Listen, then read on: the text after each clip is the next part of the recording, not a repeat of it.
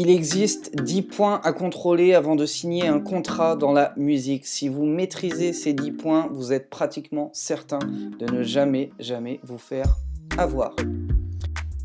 Bonjour à tous, bienvenue dans cette vidéo. Je m'appelle Tariq, je suis producteur, éditeur et artiste à succès, plusieurs fois certifié disque d'or et de platine. Et aujourd'hui, j'aide des artistes et des producteurs indépendants à vivre de leur musique. Dans les deux précédentes vidéos, on a vu les points suivants. Le premier, c'est la nature du contrat, à savoir exclusif ou non exclusif.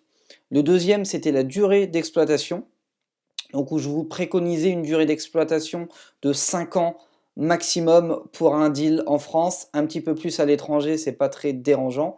Le troisième, bien sûr, ce sera le territoire d'exploitation du contrat. Donc si c'est fait en France, en Europe, dans le monde, peu importe, le tout c'est que des actions soient menées dans tous les territoires que vous cédez. Inutile de céder l'Amérique du Sud si vous savez que le label chez qui vous signez n'ira jamais y mettre les pieds. Ensuite, on a vu le montant de royalties, donc le taux de royalties que vous recevez à chaque fois donc qu'un euro est généré. Donc je vous ai dit qu'en moyenne sur un contrat de licence, ça pouvait être entre 20 et 25%.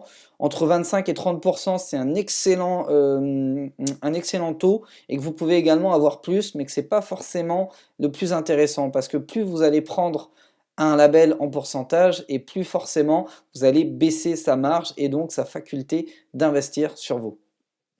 Aujourd'hui, les deux nouveaux points qu'on va évoquer, ça va être l'assiette de calcul. Donc on en a rapidement parlé dans la précédente vidéo. On va essayer de la détailler un petit peu plus aujourd'hui. Et le deuxième point, ça va être le montant d'avance que vous pouvez demander. L'assiette de calcul, c'est l'ensemble des sommes sur lesquelles votre taux de royalties va s'appliquer. Alors, souvent, on s'intéresse aux ventes, surtout si on deal un album, on va s'intéresser aux ventes physiques et aux ventes digitales, mais en réalité, il y a plein de choses auxquelles il faut faire attention et qu'il faut absolument inclure noir sur blanc dans un contrat avant de le signer.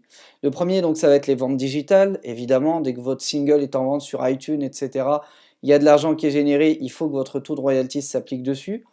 Le streaming, bien sûr, qui est devenu incontournable, mais un truc auquel on pense moins, c'est les sonneries de téléphone qui représentent un marché très intéressant aussi, donc sur lequel il ne faut pas s'asseoir. La monétisation, YouTube, SoundCloud également maintenant, puisque SoundCloud a une plateforme de monétisation. Les ventes physiques, si jamais il y en a, donc si jamais il s'agit donc d'un deal sur un album et qu'il y a des ventes digitales et également des ventes physiques, il faut définir donc le montant donc, de royalties également. Ce qu'on va appeler la synchro. La synchro, c'est quand on place une de vos musiques sur un film, par exemple, ou sur une musique de publicité ou de reportage. Il y a un deal qui se met en place, en fait, par rapport à ça.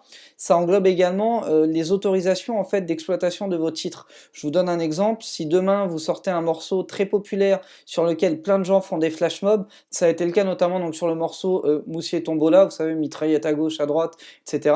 Il y avait des flash mobs géants organisés, par exemple, dans des décathlons, dans des carrefours, des trucs comme ça. Et en fait, pour éviter d'avoir le moindre problème en matière d'autorisation, etc., les décathlons ou autres structures demandaient en fait des autorisations, ils raclaient de l'argent pour avoir le droit en fait de faire leur flash mob, de se filmer dessus et de republier la vidéo par exemple sur leurs réseaux sociaux. Bien, ça entre également en compte là-dessus et cet argent-là, il faut que vous puissiez prendre un pourcentage dessus. Et également l'autre point essentiel, c'est les compilations. Parce que souvent, ce que les labels vont distinguer, surtout ceux qui font beaucoup de compilations, donc notamment Sony, Vagram, Warner ou encore Universal, eh bien, ils vont essayer de distinguer par exemple leurs compilations maison, sur lesquelles ils vont appliquer un taux plus avantageux pour eux et moins avantageux pour vous, et les compilations des tiers. Si par exemple un autre label leur demande le titre pour une compilation, il y aura un taux encore différent. Donc il faut absolument maîtriser ces taux-là. Il faut savoir où vous mettez les pieds dans tous les cas de figure que vous allez rencontrer. À partir de là, vous avez une assiette de calcul claire, définie, et vous pouvez valider. Alors, on en reparlera dans la formation, on ne va pas en parler dans ces vidéos. Il y aura également un point sur lequel faire très attention, ça va être les abattements pour forfait publicitaire. Donc pour résumer rapidement, il faut contrôler toutes les rentrées d'argent liées à l'exploitation de votre titre et il faut que vous ayez un pourcentage dessus qui soit le même idéalement. Le deuxième point, c'est l'avance. Combien est-ce que vous pouvez demander d'avance quand vous signez sur un deal de licence avec un label ou une maison de disque? Eh bien, j'ai envie de vous dire, ça dépend. Ça dépend du deal, ça dépend de ce qu'on vous apporte, ça dépend de ce que vous vous apportez, et ça dépend de où est-ce que vous voulez aller. On va donner plusieurs cas de figure. Si jamais vous allez pour dealer un album, en moyenne, un album, enfin sur un album, vous pouvez demander une avance qui va entre 20 et 50 000 euros. Moins de 20 000 euros, ça devient vraiment ridicule parce que vous amortissez à peine vos frais de production. Au-dessus de 50 000, ça devient beaucoup. On estime que c'est un gros projet, c'est un truc intéressant, on va faire de l'argent avec, donc ok, il n'y a pas de souci. Mais en général, ça va entre 20 et 50 000 euros. J'ai souvent vu des offres à 30 000 euros pour un album. Donc c'est à jauger, voilà, ça dépend vraiment. Si vous avez un label en face qui se défonce pour vous et qui veut vous donner moins d'avance, vaut mieux prendre moins d'avance si un label qui se défonce. Si demain vous signez avec un label qui a la réputation de mettre beaucoup de projets à la poubelle, vaut mieux aller gratter une très grosse avance, être sûr de s'amortir au moins à titre personnel. Et s'il plante le projet, bah, vous avez de quoi rebondir. S'il ne le plante pas, bah, c'est très bien. Et puis vous continuerez d'avancer. Donc pour un album, je préconise au minimum 20 000. Au-dessus de 50 000, ça fait beaucoup, donc voilà, ça dépend. Après, on a vu des deals d'albums à 300 000 euros, 500 000 euros, 1 million d'euros. Ça dépend de qui vous êtes encore. Si vous êtes bankable, vous êtes bankable. Ensuite, pour un single, en général, sur un artiste complètement inconnu au bataillon, on va vous proposer entre 2 000 et 5 000 euros hors taxe d'avance. Ce qui est pas mal. Vous arrivez avec un titre, avant même de savoir si ça marche, admettons que vous preniez 3 000 euros d'avance, c'est plutôt intéressant. C'est ce que j'explique dans la formation. Il y a des labels qui en font leur fonds de commerce. C'est-à-dire que leur métier, c'est de produire toute l'année et d'aller les signer, qui ont un réseau de 5, 6, 8, 10 labels avec lesquels ils travaillent. Et ils arrivent à signer 2-3 titres en licence chaque mois. Donc 3 fois 3 000 euros, ça fait pratiquement 10 000 euros de chiffre mensuel. Si derrière vous arrivez à produire à moindre coût, c'est hyper intéressant sur le plan financier. Ça ne va pas vous faire évoluer sur le plan artistique ou développement de carrière, etc. Donc ça, c'est vraiment pour le côté financier de la chose, mais voilà, ça peut mettre du beurre dans les épinards, ça peut vous permettre d'investir plus d'argent dans des projets beaucoup plus intéressants qui vous plaisent plus, mais qui sont moins bankable. C'est un deal, c'est une approche qui est ni bonne ni mauvaise, c'est une manière de fonctionner qui n'est pas inintéressante en tout cas. Donc ça peut aller entre 2 et 5 000 euros. Sur un artiste un peu plus en place, qui arrive déjà à montrer un peu plus de visibilité, etc., vous pouvez aller entre 5 000 et 10 000 euros pour un single. C'est rare d'avoir plus de 10 000 euros. Pour ceux qui sont inscrits à la newsletter Producteur à succès, vous avez dû ou vous allez recevoir un mail dans lequel je vous montre de quelle manière j'ai généré pratiquement 50 000 euros sur un contrat de licence en cumulant un single plus 2 options derrière pour un montant de pratiquement 50 000 euros hors taxe à la signature. Donc ça peut se faire aussi, ça dépend de la manière dont vous appréhendez les choses. Et justement, je donne une technique dans la formation qui vous permet de dealer plus facilement avec les maisons de disques, de faire qu'ils ont envie de mettre de l'argent pour vous récupérer absolument pour être certain que vous n'alliez pas à la concurrence.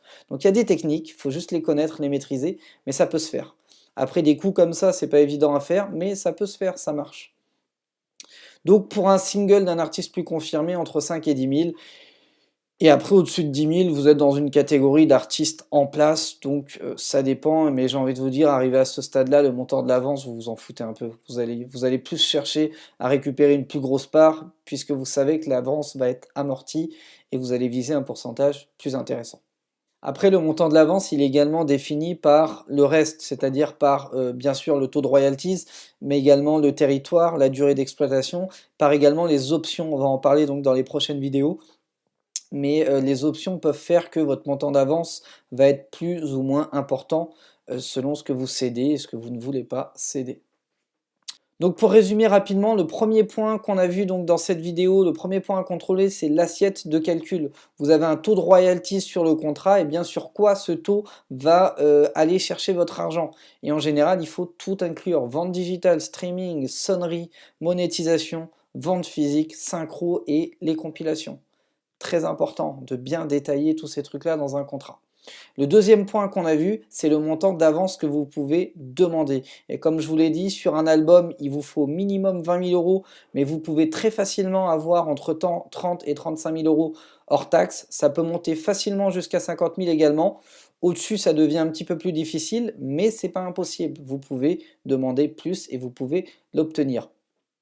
Pour un single, sur un artiste complètement inconnu au bataillon, sans aucune visibilité, on va être entre 2000 et 5000 euros pour un seul single.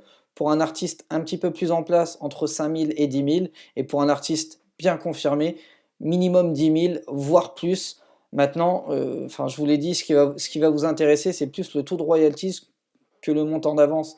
Moi, personnellement, pour des artistes bankable, je prends 0 avance. Parce que je sais que ça va générer de l'argent, je sais que l'avance va s'amortir, donc je préfère négocier un taux de royalties plus important pour gagner plus sur le long terme, plutôt qu'une avance là maintenant tout de suite qui finalement va pas me servir parce que j'en aurai pas besoin.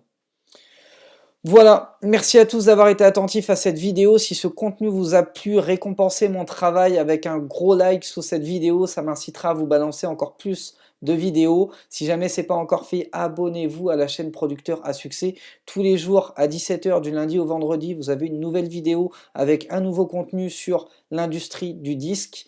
Et si jamais vous voulez aller encore plus loin, cliquez sur le lien sous la vidéo pour accéder à une présentation de la formation Producteur et Artiste à Succès. Tout ce qu'il vous faut pour réussir dans la musique est dans cette formation.